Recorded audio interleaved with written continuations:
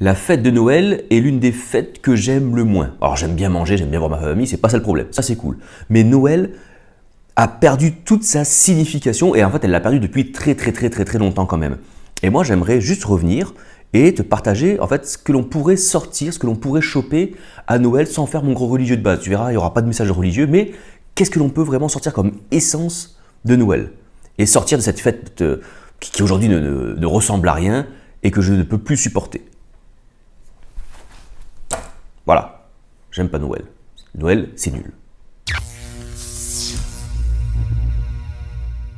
Bonjour à toutes et à tous, bienvenue pour un nouveau partage sur la source intérieure et comme d'habitude, tu n'hésites pas à t'abonner à la chaîne, à rejoindre la chaîne pour voir les vidéos qui sont classées entre guillemets membres, qui sont réservées à ceux qui rejoignent la chaîne. Et tu vois qu'il y a plein de vidéos, notamment tous les lives et ainsi aussi plein de vidéos descriptives qui rentrent un peu plus dans les profondeurs des sujets abordés.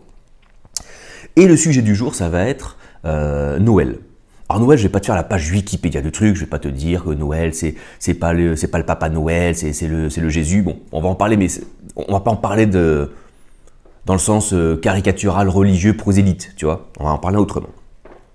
Faut savoir déjà un truc, c'est que Noël, c'est bien pour la partie bouffe. C'est une occasion où les familles se retrouvent, c'est l'occasion de faire des gros repas, mais c'est aussi l'occasion pour certaines personnes de se rendre compte, de se rappeler qu'ils n'ont pas d'amis, qu'ils n'ont pas de famille, et cette fête est encore plus une souffrance que les autres jours où déjà ils souffrent. Tu vois, ça leur rappelle leur solitude, ça leur rappelle leur isolement, ça leur rappelle que leur femme est décédée, que leurs parents sont morts ou loin, ou tu vois, ou leur situation du fait qu'ils ont été rejetés par leur famille.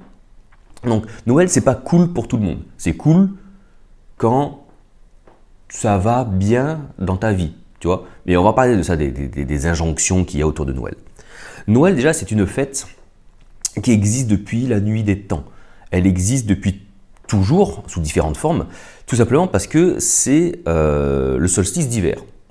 C'est-à-dire que c'est la période où les jours se rallongent par rapport aux nuits. C'est, en gros, si on va résumer, c'est la victoire de la lumière sur les ténèbres. Et ça, toutes les civilisations sur Terre l'ont vu, s'en sont rendus compte, hein, en observant tout simplement la création autour d'eux.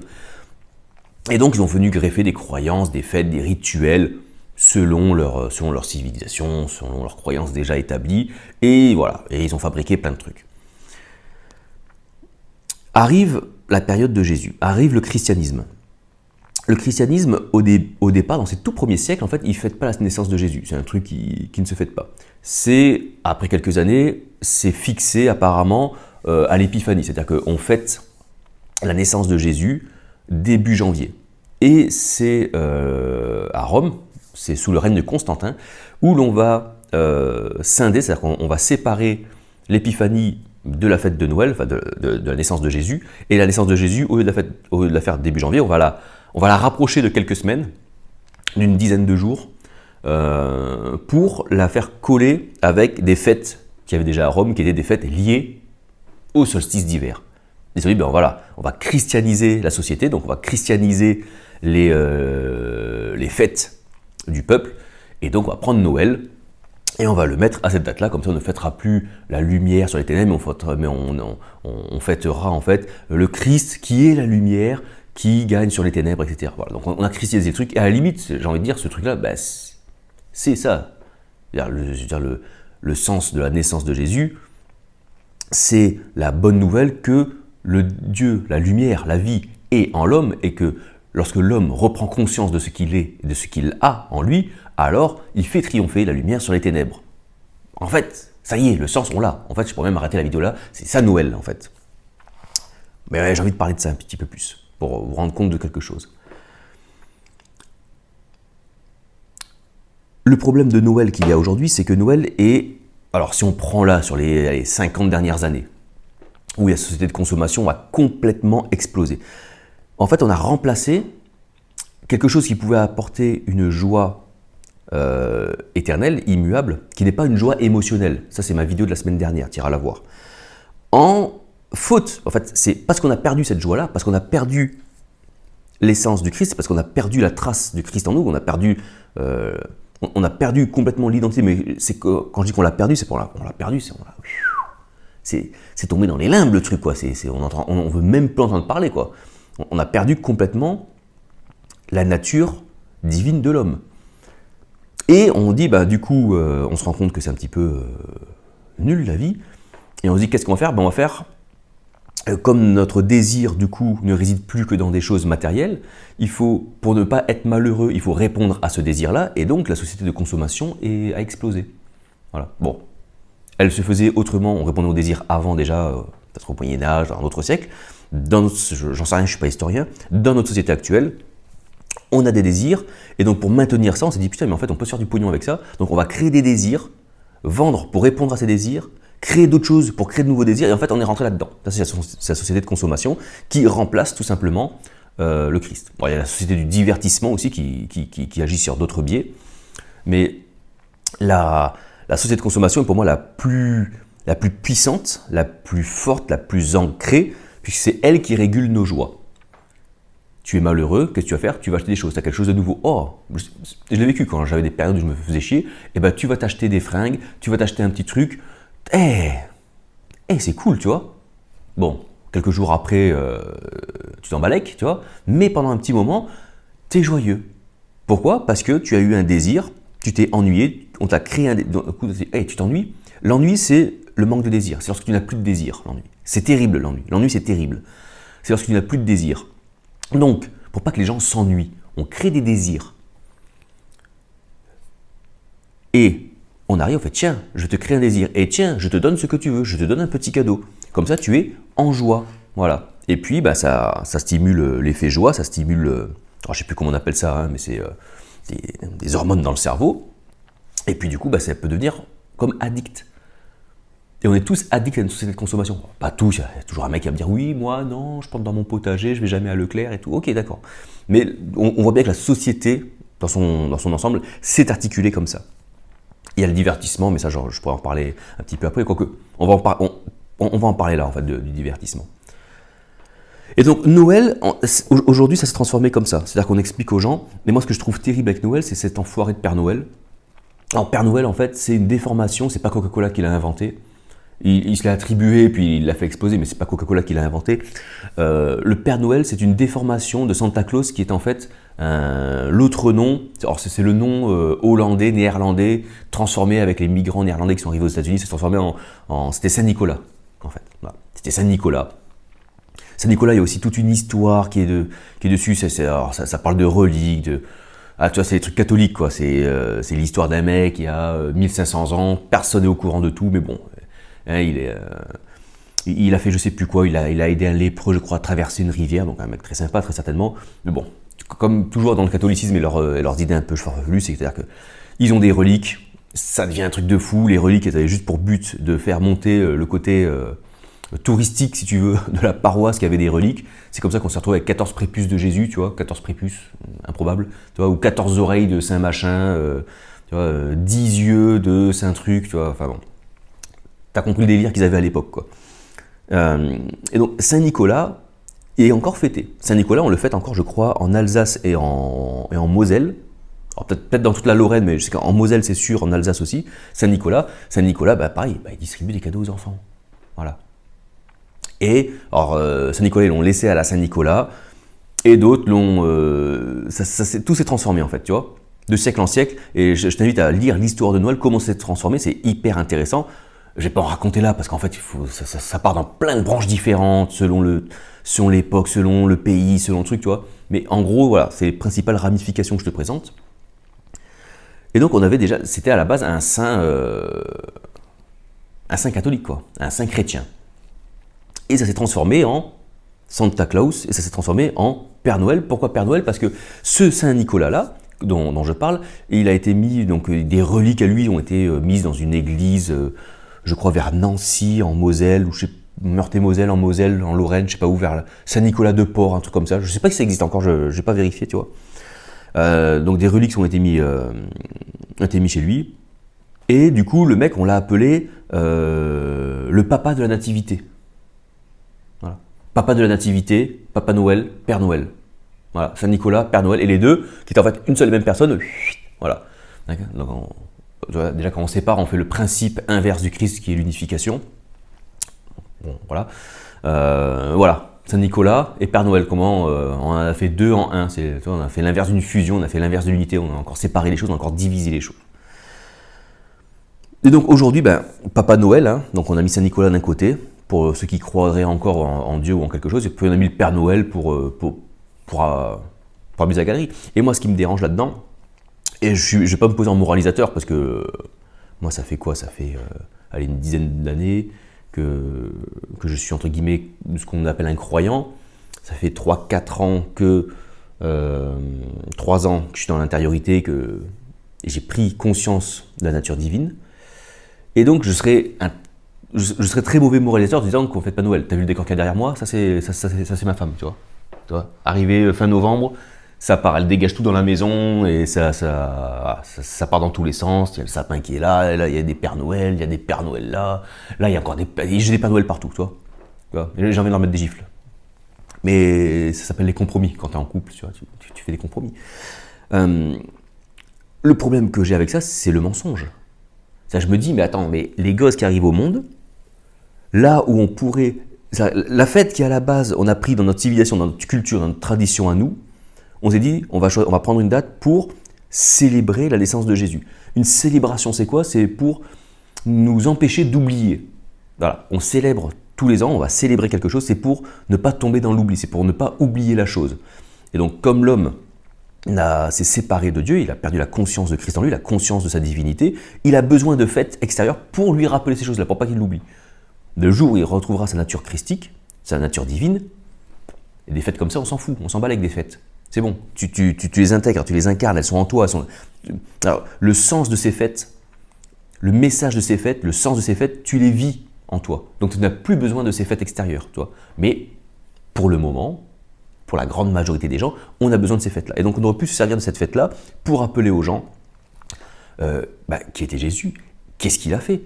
Il a permis à toute une génération, toute une part de la civilisation, une grande part de la civilisation, parce que ça a migré vers l'Empire romain, de dire tout simplement toute sa bonne nouvelle, qui est que quoi? Qui est finalement assez simple en fait, hein, qui rappelle à l'homme qu'en fait, regardez ce que je fais, et bien sachez que vous en êtes capable aussi dès lors que vous aurez repris la conscience de la vie divine qui est en vous. Et pour cela, il faut aller la chercher, il faut aller chercher ce royaume, donc c'est cet ensemble de lois, de principes que l'on peut incarner, que l'on peut manifester. Et pour cela, il suffit tout simplement d'aller chercher en vous, parce que c'est à l'intérieur de vous. Donc priez, allez vous saisir de cela, allez vous en saisir, allez le capturer, allez le prendre pour vous, saisissez-le et manifestez-le. On aurait pu faire un truc très simple comme ça, tu vois, et ça ne nous aurait pas empêché de faire des bons gueuletons, des huîtres, du foie gras, patati, patata, tu vois, avec la famille. Mais non, ça s'est transformé, et aujourd'hui on va dire à des petits-enfants, si tu es sage, tu auras des cadeaux, si tu n'es pas sage, tu n'auras pas de cadeaux. Voilà. Et puis en même temps, on leur fait une petite crèche, parce que pour l'instant, on a encore le droit de faire des crèches chez nous. Hein. Bon, un jour, j'imagine que dans quelques années, tu auras une police d'État qui viendra inspecter les installations de Noël chez les particuliers et qui te mettront une amende ou qui te jetteront en prison dès lors que tu feras une crèche chez toi, parce que c'est interdit, parce que c'est religieux et il ne faut pas. Pour l'instant, on a encore le droit de faire des crèches. Et donc, tu as encore plein de gens qui font des crèches avec le petit Jésus, avec Marie, Joseph, etc. Et c'est très bien, ça permet de raconter l'histoire. Pareil, ces choses-là, aux enfants, tu leur parles avec des petits personnages, tu leur racontes l'histoire, et c'est très bien. Mais c'est très bien les crèches pour ça. Non, donc je me mets à la place des gosses, donc ils ont une crèche, on leur parle de Jésus vite fait parce qu'aujourd'hui on n'en parle plus, on dit c'est le petit Jésus. C'est le petit Jésus, Jésus c'est un bébé, toi. On parle pas du Jésus mature qui va prendre vie en toi. C'est le petit Jésus. Attention, c'était pas ça, le Père Noël donne pas de cadeaux. L'assimilation qu'il y a derrière. L'assimilation. Enfin, t'as compris? On lui parle de Jésus, dans un même temps on lui parle d'un Père Noël qui apporte des cadeaux, qui récompense selon si on est gentil ou pas gentil. Voilà, ça commence à venir. Voilà. Et puis tu as plein de familles catholiques à l'époque, il y a encore une dizaine d'années, aujourd'hui il n'y a plus rien, aujourd'hui c'est foutu aujourd'hui. Mais il y a encore quelques années, quelques décennies, les enfants allaient au catéchisme, ne serait-ce que pour avoir une culture biblique. Pour ne demander même pas d'être croyant en fait, mais juste d'avoir la culture de la Bible. Tu vois, d'avoir une culture biblique en fait, c'était juste une culture religieuse. une éducation religieuse. On leur demandait même pas de croire, mais non, une éducation religieuse. Ça permet de vivre encore avec une tradition et une culture civilisationnelle. Ça c'est pareil, on s'en bat les couilles aujourd'hui de tout ça, on s'en fout de tout ça. Bah oui, un arbre, il n'a pas besoin de racines pour vivre. Oh, bah voyons, on s'en fout de ça, tu vois. C'est pas grave. Donc du coup, on a commencé à mélanger les deux, quoi. On a commencé, et alors l'Ancien Testament il est terrible pour ça, quoi. Quand on ne comprend pas le contexte, quand on ne comprend pas les mentalités, quand on ne comprend pas l'état spirituel des gens de l'Ancien Testament, on se dit, ben voilà, en fait Dieu est comme le Père Noël finalement, quoi. Si je suis gentil, il va m'arriver des bonnes choses, si je ne suis pas gentil, il va m'arriver des mauvaises choses. Et puis on crée une liste de morale, et ça c'est bien, ça c'est pas bien, ça c'est bien, ça c'est pas bien, j'aurai des bénédictions, et moi ce mélange-là, il est terrible. Et quand je vois qu'on ment à des enfants en leur disant si tu es sage, tu auras ça, si tu n'es pas sage, le Père Noël ne viendra pas, mais c'est. Déjà d'une, c'est terrible. Ne serait-ce que, même si le Père Noël existait, ce serait terrible. Tu imagines? C'est un enfoiré le mec. Déjà, qu'est-ce qui est sage, qu'est-ce qui est pas sage déjà? Déjà, il faudrait établir une liste officielle de ce qui est sage, de ce qui est pas sage. Et là, tu aurais des enfants dans la même famille, tu as le petit garçon qui n'a pas été sage qui aura rien, tu as la petite sœur lèche-botte, hein, pour prendre les clichés, et elle aurait les cadeaux. Toi, le Père Noël, il dirait, bah non, toi dégage, mais toi oui. Il serait méchant, toi le Père Noël, déjà, il serait pas cool. Mais il n'existe pas. Ça n'existe pas le principe. On met une pression à des enfants pour être sages, pas sages, sur un concept qui n'existe pas. Putain, mais c'est pas un truc de ouf? Mais c'est pas un truc de fou, ça? Imagine-toi, c'est comme si on te disait, toi qui es croyant, eh ben, Dieu, si tu pèches, eh ben, tu iras en enfer. Si tu es gentil, tu iras au paradis. Et puis, à la fin, tu t'aperçois, en fait, c'est pas vrai. Ça n'existe pas. Tu te dirais, putain, ma vie, je me suis mis une bonne pression toute ma vie quand même, hein, pour de la merde, ça n'existe pas. Voilà. L'enfer éternel n'existe pas. Fouille dans les vidéos. Et c'est des principes que j'explique aussi un petit peu, je fais dans mon petit livre. Ce petit livre extrêmement bien imprimé, où il persiste encore malgré ma 7e, 8e, 9e réédition. Il reste encore quelques fautes d'orthographe, visiblement. Mais ce petit livre raconte plein de choses sur l'application de ces grands principes divins. Donc ça, il est sur Amazon. Je te mettrai le lien dans la description. Donc il est au format broché, hein, format papier, et il est aussi au format Kindle, format e-book numérique, pour lire sur ta petite liseuse. Mais c'est terrible, tu vois. C'est-à-dire qu'on a mis aux gens, on a inventé à des personnes un personnage qui n'existe pas et qui récompense en fonction de ce que l'on fait de bien ou de mal. Voilà. Et en gros, Dieu en a fait la même chose. Et il y a des gens qui vivent avec un Dieu Père Noël.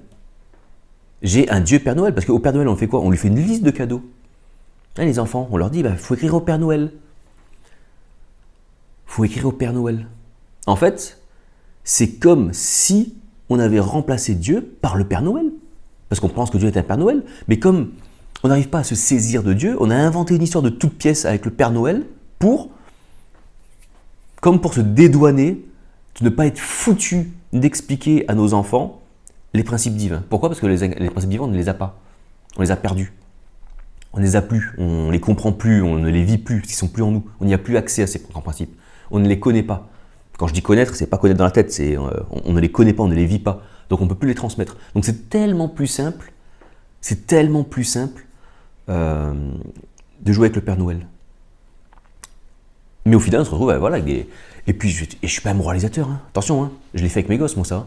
Le Père Noël, c'est pas ça, Père Noël, il va pas passer, je l'ai fait aussi, tu vois. C'était, bon, là, ils sont grands, les mecs, ils s'en foutent. Tout ce qu'ils savent, c'est qu'ils vont avoir des cadeaux parce que papa et maman ont une pression sociale sur eux qui les oblige à donner des cadeaux à leurs enfants pour pas que leurs enfants soient lésés par rapport aux autres enfants. Ils comprennent vite, les enfants, ils comprennent vite et je suis faible là-dessus. Donc, je me dis, c'est quand même un truc de ouf, ce qu'on a réussi à faire, quoi.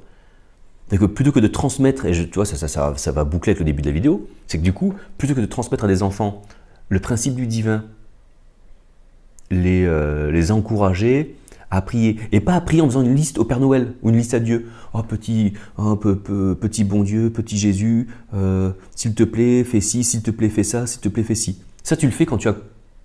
Parce qu'en fait, la prière, c'est une requête. Une requête, c'est quoi? C'est pas je balance un truc dans le vide. Une requête, c'est se connecter à une base de données et prendre ce qu'il y a dans la base de données et la ramener pour ton application à toi. C'est ça une requête, c'est ça une prière. La prière, je te rappelle, en araméen, c'est slota. Slota, la racine sla, qui veut dire piéger, tendre un piège. Slota, c'est capturer, se saisir. D'accord? C'est comme Lambano, il reçut le Saint-Esprit. C'est pas il reçut le Saint-Esprit. Ils allèrent prendre de la main le Saint-Esprit. Ils s'en saisirent, ça aussi. Il y a toujours cette notion. Et on s'est dit, plutôt que d'apprendre aux gens, aux enfants, à se saisir des choses, tu vois, c'est l'aion, c'est le kéros, le chronos, tu vois, tout ce principe-là qui existe. Et on s'est dit, non, trop compliqué, moi j'y comprends plus rien. Alors, dans les dernières décennies, c'est exponentiel le truc, tu vois. Père Noël.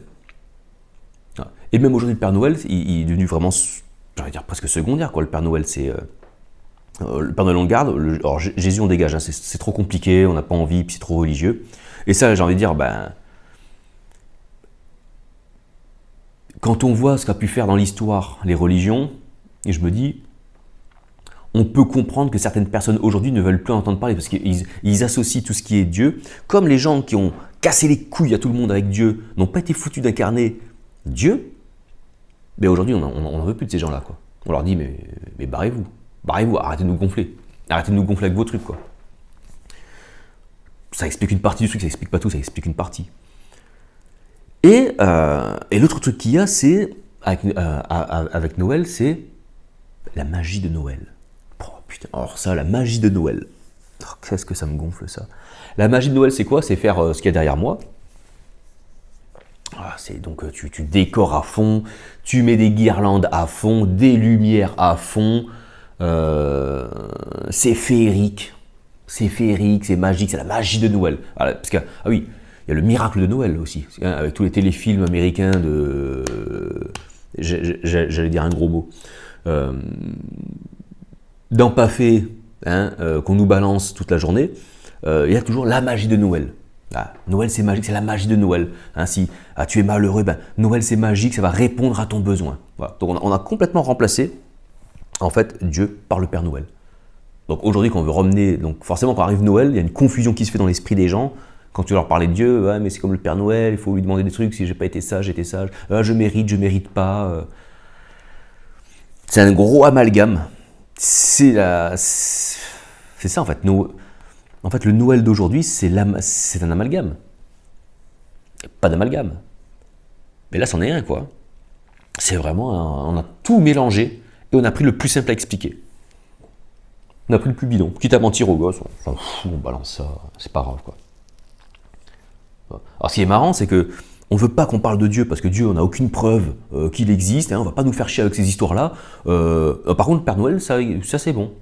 Mentir sur un truc qui n'existe pas, dont on sait, dont on a conscience qu'il est faux, dont on a conscience qu'on ment, ça c'est ok. Mais Jésus est Dieu, non. Non, parce qu'on n'a pas les preuves. Et le Père Noël, tu sais qu'il n'existe pas, tu as la preuve qu'il n'existe pas. Puisque c'est toi qui achètes les cadeaux. T'es con ou quoi? Mais ça je peux mentir. Je ne sais pas si vous vous rendez compte de l'état psychique de l'humanité. Alors quand je dis de l'humanité, il y a certaines civilisations, certaines traditions qui échappent à la règle et qui ont réussi à garder dans leur tradition, dans leur forme à eux, l'esprit de cette victoire de la lumière sur les ténèbres. C'est-à-dire que l'incarnation et la manifestation des grands principes divins.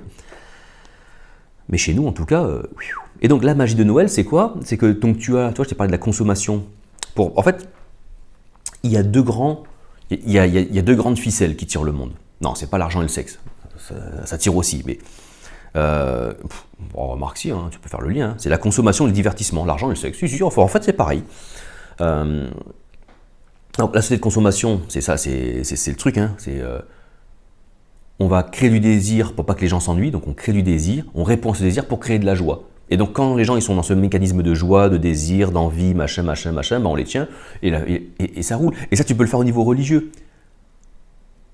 Au niveau religieux, on va pas utiliser ce biais-là. Enfin, on va l'utiliser un petit peu aussi, mais on va surtout utiliser l'autre biais qui est le divertissement.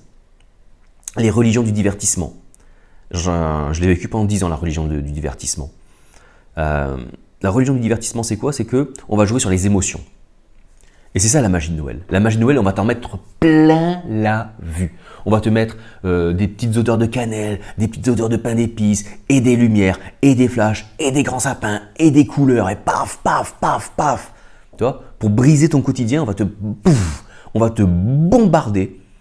On va te bombarder d'histoires féeriques, toi, qui te libère un peu de ton quotidien plan-plan, chiant, matériel, routinier, tu vois. Donc, bah, une histoire, boum, 2 histoires, boum, 4 histoires, et 6, et 10, et boum, on te met de la couleur, et toi, on te met des petits chapeaux avec des trucs qui...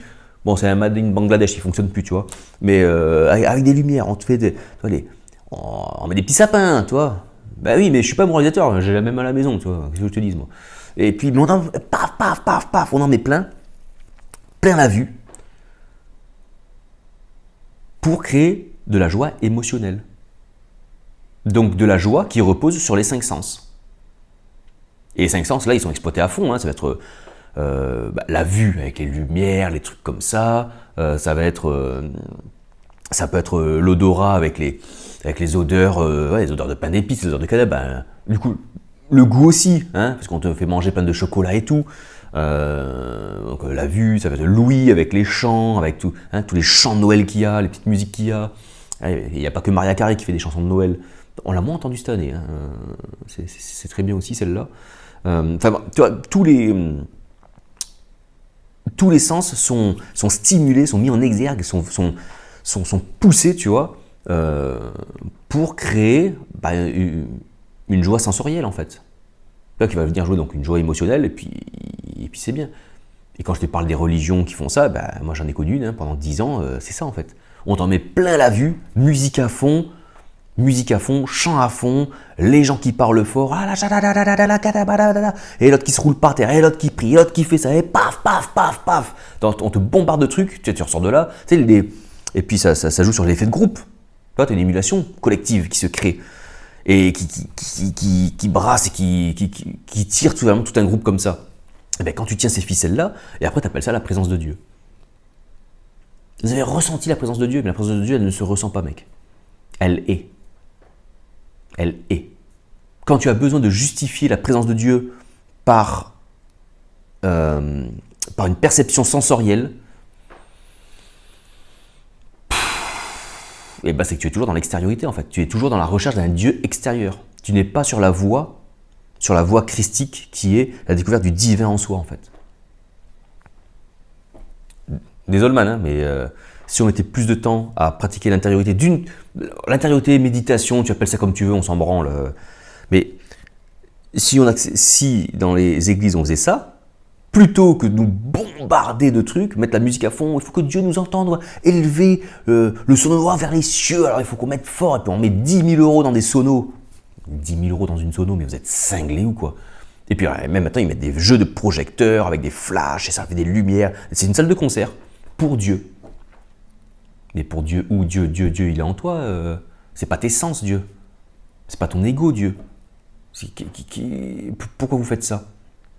Et donc on a copié ce principe-là qui est d'en mettre plein la vue. C'est-à-dire qu'au lieu de le faire qu'à Noël, on le fait tous les dimanches.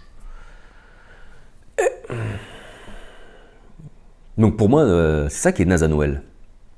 C'est que c'est que des mensonges. C'est que des mensonges, c'est une voie qui mène à l'inverse de ce qui est. Donc maintenant, qu'est-ce qu'on fait? Est-ce que je vais faire le grincheux? Bon, tu vois bien que chez moi, j'ai perdu la guerre. Hein, tu vois, toi, il y a encore un petit... Toi, il y a encore un petit machin là, ici, tu vois. Tu le vois, lui, là? Ho, ho, ho. Voilà. Donc, je ne vais pas te faire la morale en disant faut pas faire de sapin, c'est satanique. Je ne suis pas en train de dire que c'est satanique, le truc, en fait. Noël, en soi, Noël n'est pas satanique. Qu'est-ce que tu en fais qui est satanique? Et satanique, c'est pas...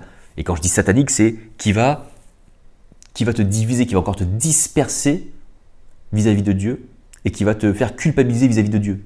C'est ça qui va être satanique, en fait. C'est pas une puissance qui va te faire vomir des grumeaux verts, tu vois, c'est pas ça. Non, c'est-à-dire que tu vas être mis dans des principes qui vont t'éloigner encore plus de Dieu. Pourquoi? Parce que ça va te tirer vers l'extériorité. Ça va toujours t'éloigner de plus de Dieu et de toi. Alors, on va te raconter des histoires d'un mec qui n'existe pas, et qui amène du bien ou du mauvais selon comment tu étais sage ou pas. Mais comment tu peux te projeter, croire en quelque chose qui n'existe pas? Et on le sait que ça n'existe pas et on veut quand même y croire, le truc. C'est un truc de baiser, mais c'est un truc de ouf. C'est un principe qui est con. Ah, je suis lourd avec ça, mais le principe, moi, il me dépasse, ce principe, quoi. Qu'on me dise, à la limite, bon, on veut pas des crèches parce que Dieu, on n'a pas la preuve qu'il existe et tout, machin, machin. Ok, on connaît le discours, on connaît le débat. Ok, bon, ok. Mais du coup, pourquoi tu nous casses les couilles avec le Père Noël alors qu'on sait pertinemment que lui, il n'existe pas? Bon, on n'a pas peur. Mais si, tu as les preuves, c'est toi qui achètes les cadeaux. Espèce de naze, c'est toi qui achètes les cadeaux, donc tu sais qu'il n'existe pas. Tu sais qu'il n'y a personne qui vient dans la cheminée et qui dépose des trucs au pied du... Oh, sans déconner, quoi. Mais on ment, voilà. Parce qu'on fait rêver les gens d'un truc un truc qui pourrait exister. Noël, mais faites des sapins, faites des cadeaux, ça sert à rien de faire les grilles, l'espèce de religieux prosélyte qui veut pas se... Si tu es dans une famille, que les gens font des cadeaux, font des repas, font des trucs de Noël, des sapins, des froufrous, mais fais, on s'en balèque. Fais. Tu vas me dire, ouais, mais moi, qu'est-ce que je peux faire là-dedans? Incarne, tout simplement. Incarne le Christ. Incarne le Christ, toujours. Pas qu'à Noël, hein, c'est tous les jours, hein, remarque. Hein. Et puis ce jour-là, tout le monde est réuni, tu as de la famille, tu as des amis, parce que ce jour-là, on te tend une perche, et je sais pas de prendre la parole au milieu de table, bon écoutez, moi je voulais vous dire que Noël c'est ça, tout ce que vous faites c'est de la merde, en fait il faut célébrer Jésus, garde à vous. Non, je te parle pas de faire un discours comme ça. Mais ça peut être tout simplement de partager certaines choses, c'est-à-dire que ça peut être l'occasion, après c'est toujours pareil, tu t'adaptes à la situation, tu vois les choses, il faut sentir les choses, et tu auras toujours l'occasion à une personne, ce ne sera pas à toutes, parce qu'il y a des personnes qui sont fermées, qui sont obtus, qui sont fermées, tu peux leur parler de Dieu, de Jésus, de tout, mais elles en ont strictement rien à foutre, ça sert à rien, ça ne sert à rien ces discours-là. C'est cette espèce d'évangélisation, de prosélytisme là dans les rues, tout ça, pour moi ça sert à rien. Ah oui, mais une fois, il y a 500 mecs, il y en a un qui a répondu, c'est ce que je faisais Jésus. Mais Jésus, il était Messie d'Israël, il a amené un message, ça n'a rien à voir. Bref, je repasse sur notre vidéo. Incarne le Christ dans ces moments-là, et quand tu as des personnes, quand tu incarneras le Christ, de toute façon, les gens vont venir vers toi. Et oui, les gens, ils venaient à Jésus, c'est pas Jésus qui allait vers les gens. Lui, il se dispersait, il allait de campagne en campagne, et les gens, ensuite, il attirait les gens. Et les gens faisaient parfois même des distances phénoménales pour venir le voir, quoi. Et à l'époque, il n'y avait pas Uber, il n'y avait pas les voitures, il n'y avait pas tous ces trucs-là, il n'y avait pas de bus. Hein. Donc des gens, si tu incarnes le Christ, des gens vont venir vers toi, ils vont faire « Ah, bah tiens, Noël, Jésus », ils vont te poser des questions parce qu'ils savent que même si tu ne l'incarnes pas, s'ils savent que tu es intéressé par ces choses-là, que tu as une appétence pour ces choses-là, ils vont te poser des questions. Et là, tu pourras toujours parler. Et pas leur dire vous n'avez pas fait la crèche, c'est pas bien, il aurait fallu, et puis en plus, vous faites des trucs au Père Noël, vous mentez aux enfants, c'est nul, c'est naze. Ça, déjà, tu peux le dire, si tu as envie de le dire. Mais il est forme, déjà. Tu mets les formes, pas besoin de viser les gens, de les culpabiliser, machin, tu mets les formes. Et puis raconte ton histoire. Raconte ton histoire avec le Christ, si tu en as une. Si tu en as une à raconter. Tu vois? Comment il agit, là, en toi. Pas une fois j'étais là, j'avais perdu mes clés, il m'a redonné mes clés au nom de Jésus. Non, on s'en fout de ces histoires-là, ces histoires de Noël, ça. Non. Qu'est-ce qui a changé en toi vis-à-vis de Dieu, de ta découverte de Dieu, de ta découverte de toi, de toi-même. Ça, c'est ça. Et puis j'ai envie de dire, au pire, tu leur offres un petit livre sur Amazon, il n'est pas très cher. Moi, je l'ai offert à Noël à des personnes. Je l'offre un petit peu à gauche, à droite, j'ai droit à 5 exemplaires d'auteur, donc j'offre. Et tu peux, en fait, c'est pour la blague, je te montre ça. Enfin non, je blague pas, achète-le, mais c'est une blague. En fait, l'avantage qu'il y a dans ce livre, tu peux piocher dedans. Tout simplement, tu sais pas quoi dire, tu sais pas trop raconter. Dedans, j'expose plein de principes divins. Pioche dedans et tu le donnes aux gens. Noël, c'est juste la victoire de la lumière sur la mort. La victoire, c'est quoi? C'est lorsque Dieu prend naissance en toi et va éclairer toi et il permet d'éclairer les autres et de montrer aux autres qu'il y a une lumière, sauf que cette lumière, c'est pas toi la lumière. Ils en ont que la gloire, le reflet, l'éclat extérieur. Ils vont trouver leur source de lumière qui est propre à eux aussi, qui est la même pour tout le monde, mais que chacun doit aller chercher individuellement. Sur ce, je te remercie encore pour ton attention, pour avoir regardé la vidéo, et puis comme d'habitude, hein, abonne-toi à la chaîne, rejoins la chaîne, commentaires, partage, like, questions par mail et tout. Et ben moi je te souhaite une très bonne semaine, très bonne fête de Noël, hein, puisque c'est l'occasion. Et on se dit à bientôt pour une prochaine vidéo. Ciao ciao.